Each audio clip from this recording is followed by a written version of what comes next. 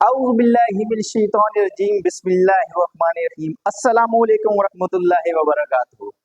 Dear students, आज हम आपको वेलकम करेंगे अपने एक बहुत ही इंटरेस्टिंग टॉपिक में और आपको एक नया कंसेप्ट देंगे और उसमें आपको ये बताएंगे कि इर्रिवर्सिबल रिएक्शन क्या होते हैं और रिवर्सिबल रिएक्शन क्या होते हैं। स्टूडेंट्स, कभी आपने सोचा है कि जब हम अंडे को बॉयल कर लेते हैं तो वो उबला हुआ जो अंडा होता है, बॉइल्ड एग जो होता है, उसको दोबारा अपनी असल हालत में लिक्विड फॉर्म में नहीं लाया जा सकता। लेकिन इसके बरअक्स जब हम एक बर्फ का टुकड़ा बनाते हैं फ्रिज में रख के, यानी कि पानी फ्रिज में रखते हैं और उससे बर्फ बनाते हैं, तो जब वो पिघल जाती है तो दोबारा उसी तरह का पानी बन सकता है। तो डियर स्टूडेंट्स, इसका मतलब ये है कि केमिस्ट्री और साइंस एक ऐसा रिलेशन रखती हैं जो आपको अपनी रोजमर्रा जिंदगी में होने वाली बहुत सारी चीजें जिनके बारे में आप सोचते हैं ये कैसे होंगी, उसका राज जो है वो फाश करती हैं। सो डियर स्टूडेंट्स, आज हम पढ़ेंगे कि इर्रिवर्सिबल रिएक्शन क्या होते हैं और रिवर्सिबल रिएक्शन क्या होते हैं। तो पहले हम पढ़ते हैं इर्रिवर्सिबल रिएक्शन। इर्रिवर्सिबल रिएक्शन क्या होते हैं बेटा? The reactions in which product do not recombine to form reactant again. Product दोबारा रिएक्टेंट नहीं बनाती है, उसको क्या कहा जाता है? Irreversible reaction. वो सिर्फ एक ही समझ में चलेंगे बेटा। They took place only in one direction, एक ही समझ में सिर्फ। मिसाल मैंने बेटा ली है 2H2 plus O2 makes water 2H2O, यानी कि हाइड्रोजन और ऑक्सीजन मिलके क्या बना रहे हैं? पानी बना रहे हैं। तो दोबारा इसको इस हालत में जब लाना होता है तो बहुत मुश्किल हो जाता है। तो ये एक ही समझ में वकूफ पजीर होता है। इसी तरह moving of water from high to low level, बेटा पहाड़ों से अगर पानी नीचे आ रहा है, अब शार आपने सुना होगा लफ्ज, जब वो नीचे आ रहा है तो उसको उस स्पीड के साथ ऊपर लेके जाना बड़ा मुश्किल होता है। तो एक ही डायरेक्शन में होता है। ये एक प्रैक्टिकली आपकी डेली लाइफ से एग्जाम्पल मैंने उठाई है, साथ में एक बकायदा केमिकल क्वेश्चन से एग्जाम्पल उठाइए ताकि आपको कॉन्सेप्ट जो है वो क्लियर हो जाए।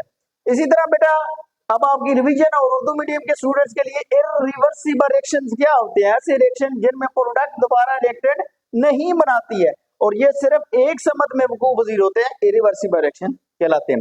बेटा वही मिसाल 2H2 plus O2 makes 2H2O, यानी कि हाइड्रोजन और ऑक्सीजन मिलकर क्या बना रहे हैं?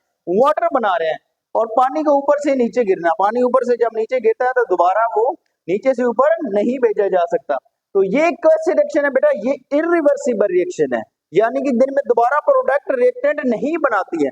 तो ये जो रिएक्शंस हैं वो हमारी फर्स्ट कैटेगरी, जो आज हम दो कैटेगरीज पढ़ने जा रहे हैं, रिवर्सिबल और इरिवर्सिबल। पहले हमने इरिवर्सिबल पढ़ा और फिर हम क्या पढ़ेंगे? रिवर्सिबल रिएक्शन के बारे में स्टडी करेंगे। सो डियर स्टूडेंट्स, आज की हमारी जो दूसरी कैटेगरी है रिएक्शंस की, वो है रिवर्सिबल रिएक्शन। बेटा ये क्या होते हैं? The reactions in which product recombine to form reactants is called as reversible reaction. बेटा ऐसे रिएक्शन जिनमें प्रोडक्ट दोबारा रिकम्बाइन होती है और रिएक्टेंट्स बनाती है या रिएक्टेंट्स बना सकती है, उनको क्या कहते हैं? Reversible reactions. बेटा ये कैसे वकूफ पजीर होते हैं? They took place in both forward and reverse reaction. Forward reaction ऐसा होता है जो आगे की तरफ जाता है और रिवर्स रिएक्शन जो पीछे की तरफ आ सकता है। सो ये दोनों समतों में वकूफ पजीर हो सकते हैं। जो हमने पहले इरिवर्सिबल पढ़ा वो सिर्फ फॉरवर्ड चलता है, लेकिन ये फॉरवर्ड और रिवर्स दोनों समतों में वकूफ पजीर हो सकता है। अच्छा, इसमें एक बेटा बात याद रखनी है आपको कि इसको डबल हेडेड एरो से जाहिर किया जाता है। Double headed arrow. अब डबल हेडेड एरो क्या होता है बेटा? ये हाफ एरो आपने ऊपर लगाना और हाफ नीचे लगाना, ये याद रखना है। दोनों ऐसे नहीं कर देने, यानी ये तरीका सही है आपके पास और ये तरीका जब आप करते हैं, स्टूडेंट अक्सर ये कर देते हैं, ये नहीं करना आपने। हमेशा याद रखना है बात कि ये तरीका हमेशा बेस्ट होता है। सो CaO plus CO2 makes CaCO3। उसके अलावा बेटा H2 plus I2 makes 2H है। ये दोनों एग्जांपल्स हमने लिए हैं। इसके अलावा बेटा melting of ice to form water. जब आइस को मेल्ट किया जाता है या हो जाती है तो वाटर बन जाता है, और वाटर को जब क्या किया जाता है? फ्रीज किया जाता है। तो फिर जब हम इसको फ्रीज करते हैं वाटर को, तो ये किस शक्ल में आ जाता है? फ्रीजिंग के बाद किस शक्ल में आ जाता है? फिर आइस बन जाता है। तो ये दोनों शब्दों में वकूफ पजीर हो रहे होते हैं।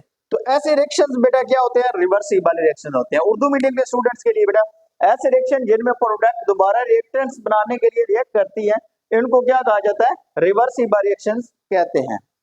तो बेटा ये दोनों शब्दों में फॉरवर्ड और रिवर्स में वकूफ पजीर होते हैं। CaCO3 plus CO2 makes CaCO3, H2 plus I2 makes 2HI। और बेटा मैंने ये अभी बताया है कि डबल हेडेड एरो, ये आप दोबारा देख लें, एक एरो आप उसका ऊपर की तरफ लगाना है, दूसरा नीचे की तरफ लगाना है, ठीक है। ये भी नहीं करना कि आप जैसे मैंने इधर बताया था कि आप ऐसे कर दें, ये भी गलत है। अगर आप उसको ऐसे बना देते हैं, ये भी गलत है बेटा, ठीक है। तो सही वाला तरीका क्या है बेटा, हमेशा आपने एक एरो ऊपर और दूसरा एरो नीचे की तरफ लगाना है, ये एरो ऊपर की तरफ और ये एरो नीचे की तरफ। तो डबल हेडेड एरो से रिवर्सिबल डायरेक्शन को जाहिर किया जाता है। बेटा मैंने लेक्चर के स्टार्ट में एग्जांपल आपको दी थी कि जब आप अंडे को बॉयल करते हैं तो वो सॉलिड स्टेट में आ जाता है, ठोस शक्ल बन जाता है, लेकिन उस ठोस से उसको माया में दोबारा तब्दील नहीं किया जा सकता। तो वो किसकी एग्जाम्पल थी, वो बेटा इरिवर्सिबल रिएक्शन की एग्जाम्पल थी। और दूसरी मैंने एग्जाम्पल दी थी कि जब आइस को मेल्ट करते हैं और फिर उसको फ्रीज करते हैं तो वो किस में आ जाता है बेटा, वो किस हालत में आ जाता है, वो आ जाता है रिवर्सिबल रिएक्शन की हालत में। यानी वहां पे आइस जो होती है वो माया में तब्दील कर देती है पानी को, यानी कि लिक्विड में, और लिक्विड को जब फ्रीज किया जाता है तो फिर वो ठोस शक्ल में आइस की शक्ल में आ जाता है। तो ये भी एग्जाम्पल यहाँ पे हमें पुट कर सकते हैं। ये मैंने समझा दी है कि बर्फ का पानी में और पानी के दोबारा बर्फ में तब्दील होना भी रिवर्सिबल रिएक्शन की एक एग्जाम्पल है।